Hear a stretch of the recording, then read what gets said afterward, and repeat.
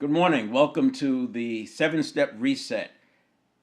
These are daily events. Today I'm talking about Step 2 Physiology, and you can go to the website 7stepreset.com/live and you'll see earlier events as well as some of the breakdown of the steps. This all rolls up to dynamic leadership. It aligns with emotional intelligence, it aligns with neuroscience. But in December, I'm focused on crushing anxiety, stopping the spiral before it starts. Because if we don't have agency and personal leadership, if we're stressed out, if we're in fight or flight mode, it's very difficult to go from fight or flight directly into focus and engage, which is what we need to do to be able to lead others and ourselves.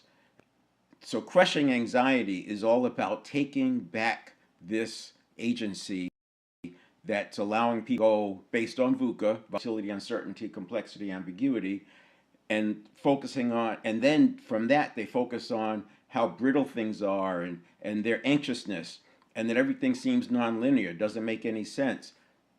And then it's also incomprehensible because of the old lens. So that's the VUCA and the BANI. The VUCA is what's impacting us. The BANI is our experience as we look around.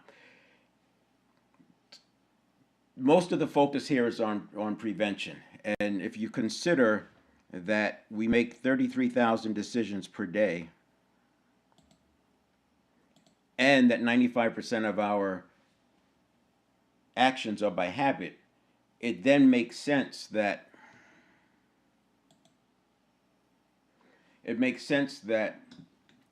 most of these decisions, these are actually pre-stimulus response cycles. So if we're making 33,000 of those a day, 95% are by habit, then it stands to reason that somewhere around 1,500 or so are actually consciously engaged. But it doesn't change the fact that we're getting hit with so many stimuli on a daily basis and having to react to that. Once you start looking at it from a prevention lens, two things happen.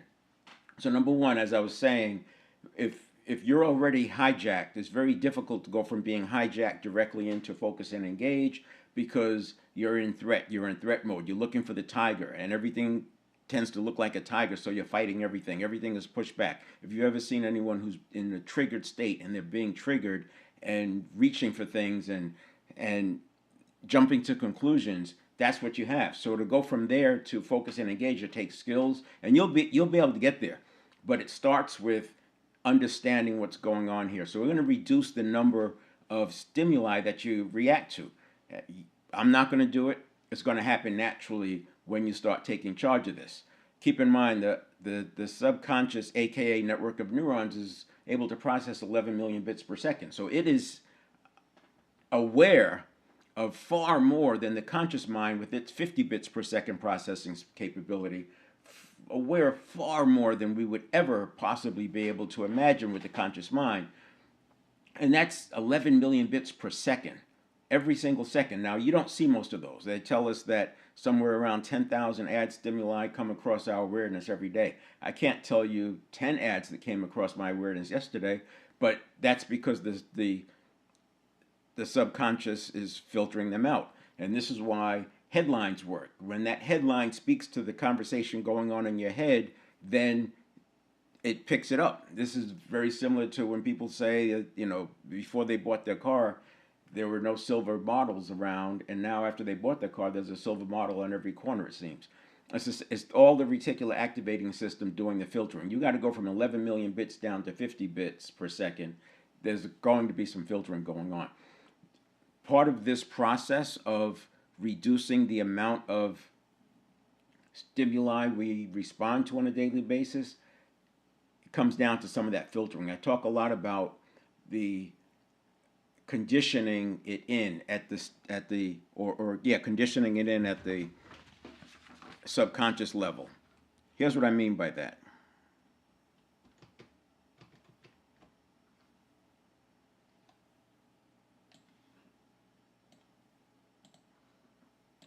So we have steps 1 and 2. This is all pre-stimulus. And here's where we are today, talking about the physiology as the dashboard. And this aligns with emotional intelligence. So much of emotional intelligence has gone down this, it's become so academic that Much of the teaching has to do with what part of the brain is lighting up when this happens, and then it hands off, and this part of the brain is lighting up, and then this part of the brain is lighting up. And I literally see people real time trying to think about how do I control that part of the brain. It's really interesting to watch as they say, oh yeah, that's the amygdala, and you can see them working through the connection. Well, how do you stop the amygdala from doing what the amygdala does? This is not mental health. This is about taking control of your day-to-day moments, because the more you have control of your day-to-day moments, the more you're going to be able to uh, realize your life design. It doesn't matter whether it's the amygdala or the basal ganglia or the prefrontal cortex in this conversation at this level, because they're all neurons. All of those where they're seeing them light up are neurons, and neurons behave virtually the same across the entire spectrum of 100 billion neurons. Now, there's nuances, but at this level, when it comes to leading others and leading ourselves, it doesn't matter. There's 100 billion neurons. Each one is connected to thousands of other neurons. So there's trillions of connections. It's more important to understand how to manage that network of neurons than it is to understand which neurons are lighting up. And that's the premise of this, of doing the work this way. Now, step 3, I'll talk about a little bit today, because this is where everything happens. This is the shift from the subconscious awareness to the conscious handoff. And too often people have allowed the conditioned reaction to equal their response. This is, again, when you see somebody being triggered, their response is equaling is the same as the reaction, and that's why you get that rapidly cycling up, that scaling up, where they are out of control. They become irrational, and you can't get them back. They have to regulate. The problem is at that point, it's a neurobiological event. Within 90 seconds, it's going to turn into a neurobiological event, meaning the neurons are involved, and the neurons that fire together wire together, but also the ones that are wired together, they tend to fire together. So you have this cycling up, and more associations are coming in, and the more threat you feel, the more fear. And then the interesting thing happens is that at the subconscious level network of neurons, it justifies the feeling with facts. It changes the facts to fit the feelings. This is why you can have a video of somebody calling the police. They really feel like they're threatened. Or why you can, in some of the police situations, they'll say that they thought they saw a gun. The feeling of threat can actually change the perception of the facts, because they're two different things. The conscious mind can see and have facts. The subconscious is just connecting neurons, and it's going to back into what makes sense. This is why when you ask yourself a question, you're always going to have the answer. The quality of the answer is another story. So this is where we're going to spend some time today. Step 2, as I said, we have the different states, mental, physical, spiritual, emotional, and we also have self-image, which you can look at by self-talk. So if we collapse this down to physiology and self-talk, this becomes a good dashboard, because you're going through so many of these stimulus response cycles a day that you don't have time to think about what part of the brain is involved or what you're going to do. You want to condition these in at the subconscious level. All right, now what I'll do here is go to the 7 performance areas, which is foundational. It's foundational to transformation work. The 7-step reset exists so that we can navigate through the 7 performance areas. So the 7 performance areas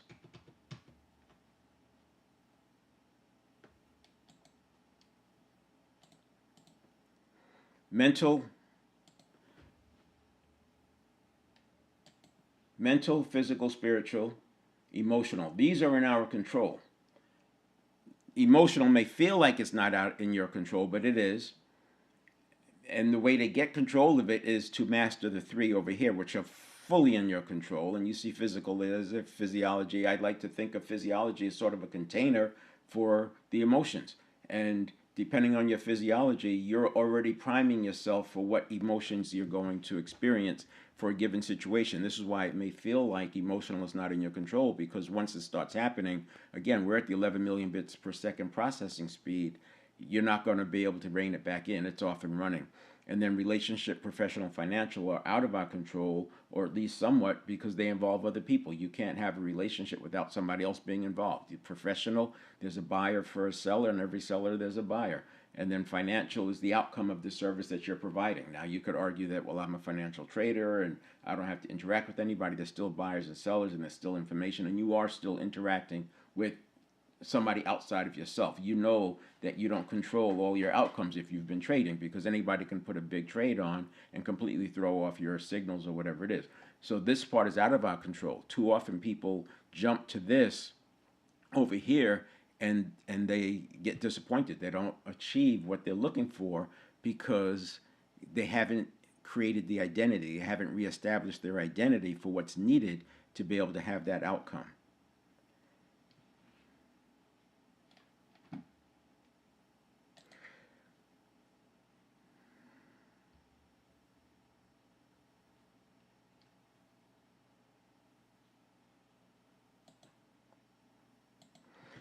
So what I'll do is look at a diagram, and for years, when I first started looking at this, and it was back in the 70s, I actually believed, I've said this many times, that when you're on a quest and we get to a peak, and to get to the next peak, we have to go down a bit, and then we get to a new peak, and then we have to go down a bit.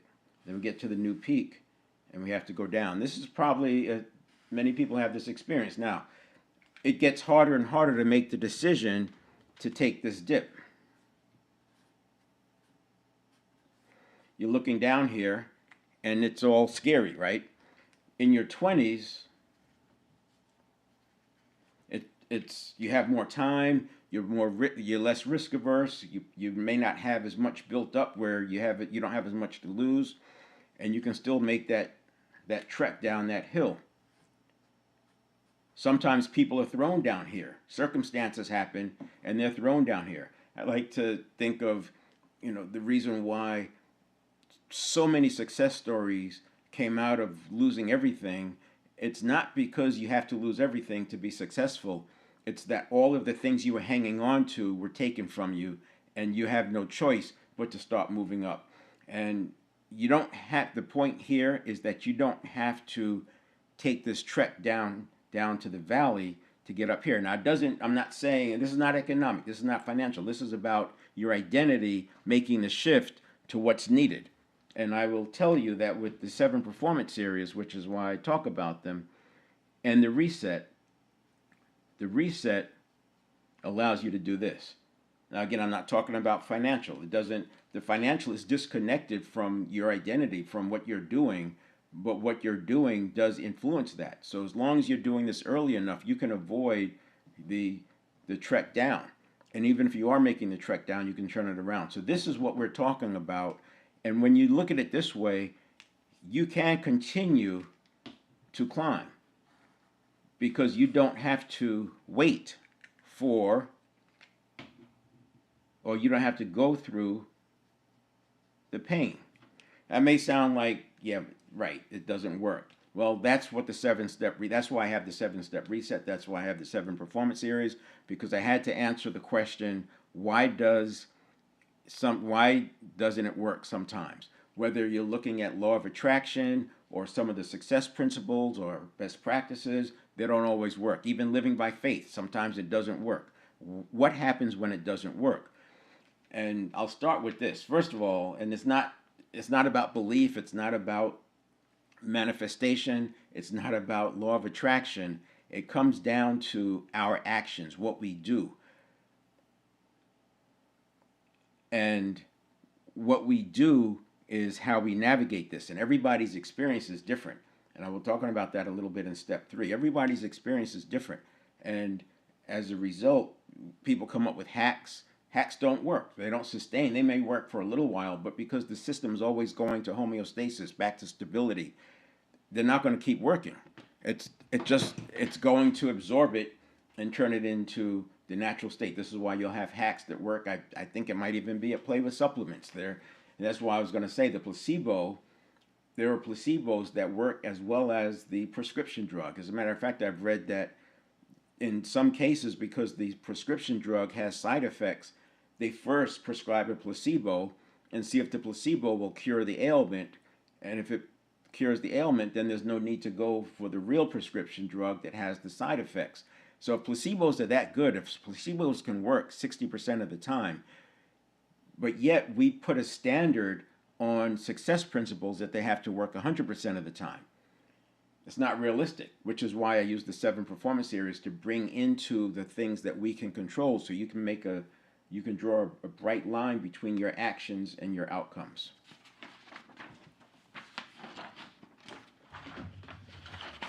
So the 7-step reset, the reason I did this was because I was noticing more and more on social media how many people are talking about being stressed out, they're unable to regulate. People who know are well versed in emotional intelligence. They talk about how they're struggling with this, or how they can't regulate. And most of what I notice, most of what I'm looking at, it's corrective. It's after the fact. It's after the stimulus response cycle has happened, and there's 33,000 of them a day, probably more when you're stressed.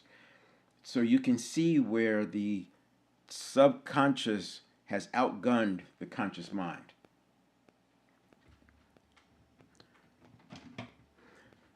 Now, I use the 7-step reset,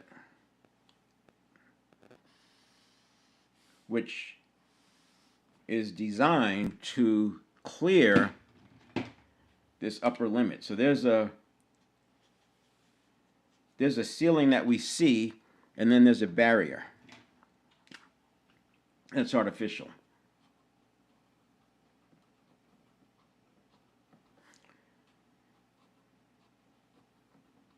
That barrier is artificial.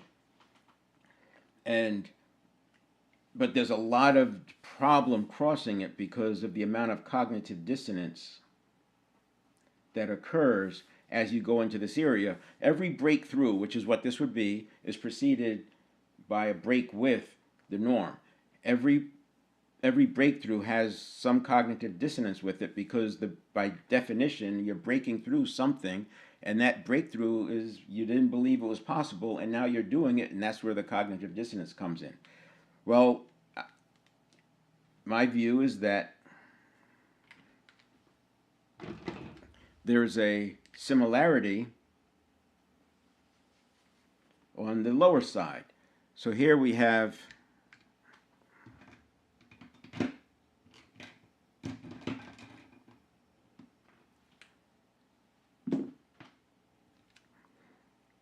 I would call it chronic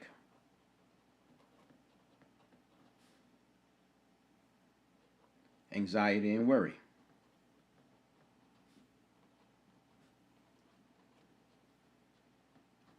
I also like to say that worry is like negative goal setting. If you're worrying about something, you're picturing what you don't want to happen. The subconscious, aka network of neurons, doesn't know the difference between what you want versus what you don't want. It just knows what the signals are, right? That's its associations. It's associating things that are coming in, associating inputs with known experience. And as a result, when you worry, you're making pictures of what you don't want. It attracts that to you. Most people have experienced something along those lines. The same way visualization attracts what you want, it can also attract what you don't want. And this is, again, one of the reasons why some of these success principles don't work, is people are visualizing something over here, but they're tuning into their I don't want power. That's literally fighting against themselves. At the extreme, you can literally see a person stressing out because they're trying to go forward, and if you listen to their language, they're also holding themselves back. And it's this struggle. When you exercise willpower, you automatically trigger the I don't want power, because there's associations.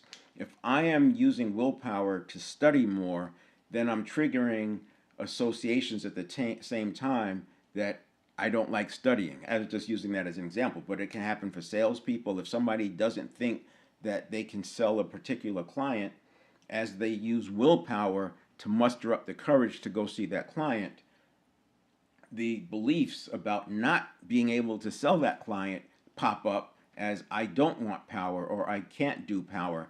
And you'll hear in emotional intelligence that's happening in the prefrontal cortex. And while I don't want to focus on where it's happening, I will say the prefrontal cortex didn't exist in our, it was there, but it wasn't fully developed until age 27. So from 19 to 27, the prefrontal cortex is developing, which is why you probably in your 20s and certainly in your teens, you didn't experience this I don't want power attention. It's something that you experience in your 30s, and it's one of the reasons I say that it makes it harder to change habits.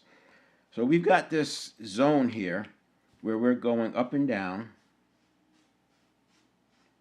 And if you're talking about transformation,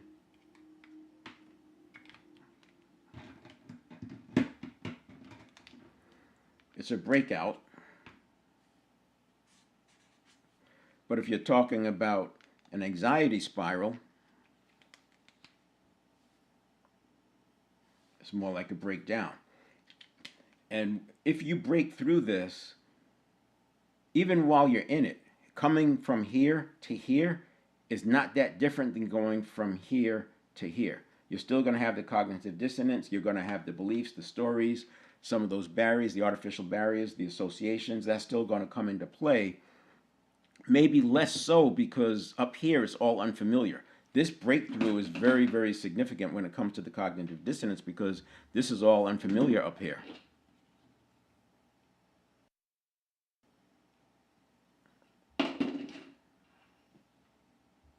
Whereas down here, you've been here before, so you have visual, you have hooks to hang your ideas and goals onto. If you drop below this, then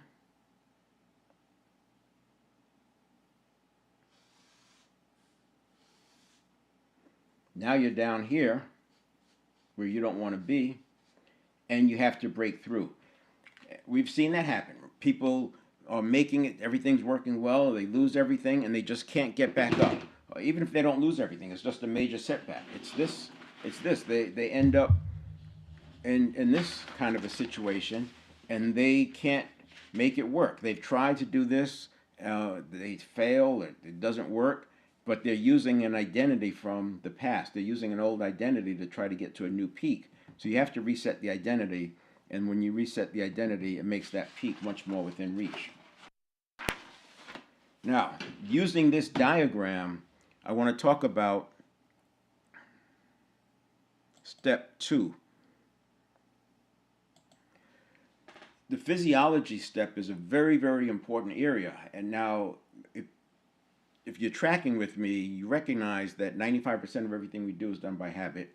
Habits live in the network of neurons, the neural pathways, the 100 billion neurons, each one being connected to 1,000 or 10,000 other neurons, maybe more, and then associations, the neurons that fire together, wire together. You can see why habits live in the network of neurons. So we have steps 1, neuroplasticity or beliefs, neuroplasticity, mindset, priming, and physiology. Step 1 is our development. That's what we're growing towards. This is why we do whatever we do, whether it's rituals or meditation or diet or exercise. These things are improving your step 1. So your step 1 does have somewhat of a ceiling. You're going to have to raise your step 1. If you have limiting beliefs, if you have bad habits, you're going to have to replace those bad habits. That's the neuroplasticity. If you have limiting beliefs, you're going to have to eradicate and neutralize them. That's very possible. And if priming is a choice where you put your attention, mindset is a choice, but you have, that will be a limit to a degree for what you can achieve, but it's a limit that is day to day. You can change it. You don't have to live with it. The brain you're born with is not the brain you die with. It certainly doesn't have to be. And then the step 2 is your dashboard. And I said I'm going to reduce it for this conversation to physiology and self-talk. So the self-talk is something you can process. I put the self-talk in 3 categories. Degrading self-talk, the self-talk that has to do with just bad luck, wrong place at the wrong time, and then mistakes that you've actually made. So the degrading, I'm so stupid, just get rid of that. And how do you get rid of it? You replace it. You say, I cancel that, I'm actually smart. I cancel that. I'm very smart. I'm cancel that. I'm capable. And you're literally using the subconscious the way it's designed, which is making associations. So whatever triggered that word for you to say that word, you're now connecting another association to it by saying it right away. This is not knowledge. You have to actually train this. You literally, and it might be a lifelong thing depending on how deep those self-talk prompts are. But what you're doing is every day replacing it, replacing it, replacing it. And what you'll notice is this sort of an unpeeling of the onion. You'll get rid of some, and then some others bubble up. You'll get rid of those, and some others bubble up. It's a process, but eventually they'll be gone. And then positive self-talk becomes the habit. And when I say eventually, we're talking maybe years. It may take you years to do that, but it's not a lifetime. The second one I talked about is just bad luck. So there are things that happen. We made a good choice. We did everything we were supposed to do. If you've ever done trading, you know this happens. You've done everything you were supposed to do, and bad things still happen. You could lose everything with a trade, and that will become trauma. And that trauma we get reminded of. You have to remind yourself it was just bad luck. Things happen all the time. Sometimes it works, sometimes it doesn't. When you get that prompt to have that self-talk, you replace it with the new association. It's just bad luck. It happens. I've also had good luck. Whatever it is. And that's processing it. You're literally allowing it to process, because if you think of the self-talk as a signal, it's getting your attention. It's reminding you of something. By using associations, you neutralize it. And then you have the one that has to do with just mistakes. You didn't do the right steps. You took a shortcut. You didn't pay attention to something, and bad things happen. That's judgment. I got wisdom from it. Good judgment comes from exercising bad judgment. Wisdom comes from bad judgment and good judgment, right? We learn from mistakes and we learn from successes. Whatever it is you want to do is connect to that. So we're going to process the self-talk. The physiology is the bigger one. I could go on. In fact, I will talk a couple of days on physiology because it is so big. I already said it's the container of the emotional. If you look at emotional intelligence, you have self-awareness, and one of the easiest ways to be aware of what's going on is through your physiology. What is my breathing like? What's my attention like? And getting a handle on that kind of self-awareness. And then we have the self-regulation. Same thing. If you want to regulate yourself, one of the first things you can do is take a deep breath. Deep, slow breathing.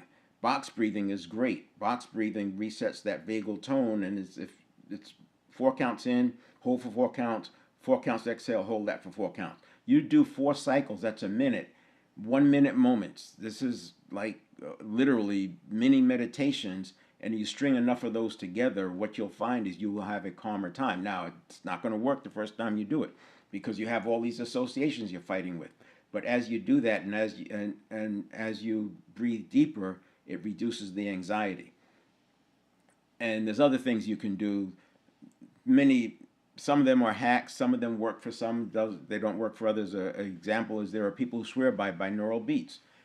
Just listening to binaural beats at a lower brain wave, a lower frequency, and it'll help you with reducing your high beta brain wave. And it may work for you, it may not. Watching a kaleidoscope, there's another one. People swear by that. Some it works for, some it doesn't, because these things are interacting with your own personal experience, and that's where it changes. Your lived experience may or may not work with some of these other things, but there are some that work across the board, like visualization. Visualization works because you're literally pre-associating. You're making associations in the network of neurons. The problem is you also have to have the mindset that says you can do it, and you have to be willing to take action. Just visualizing and not taking action, you're not going to get the result. So there are factors, and this is where you interacting with somebody, you can see what those limits are. I'm going to, and then on emotional intelligence, we also have the social awareness. So I said self-awareness, self-regulation, and then social awareness. It's observing the physiology in other people. You can see, once you get this, you can see well before the triggering happens that they are already primed to be triggered. And as a leader, that's where you back off, you redirect, you contextualize, you change the topic, because once they get triggered, it's likely going to be a neurobiological event. Chemicals are being released. You've got the cortisol going in.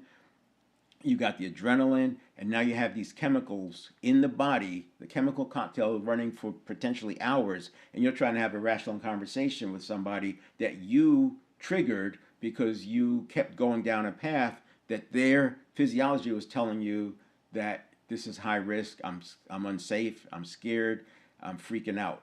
And that's where you would stop. So to relate this to this drawing, what I want to do here is, so we had step 1 and step 2. So this is the self as we are, and I'll call this our state. Then we have step 3, and then we have step 4 is the response.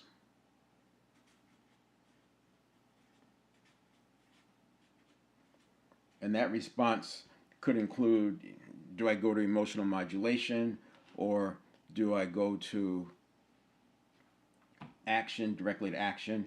And you'll find that as you do this more and more, you'll rely on emotional modulation fewer times, less and less, because you're not going to have these moments when you take care of it up here.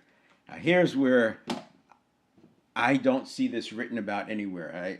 Atomic Habits comes close because he talks about the cue as the stimulus and then the response, and he talks about so many of the books get really close to this, but because they often twist themselves into knots trying to call this a subconscious mind. I will not call it a subconscious mind. It's not a mind. It's a network of neurons, and thinking from the conscious mind is very different than what's going on in the network of neurons, which is associations. Thinking, I can think about the future, I can create, I can relate the unrelated. The network of neurons is all about association, so it's living a past experience for the most part. I say for the most part because you can visualize and create associations, but it's still more like the past is something you figured out, whereas the mind can look at something brand new and come up with a new solution on the fly because the thinking mind is that good.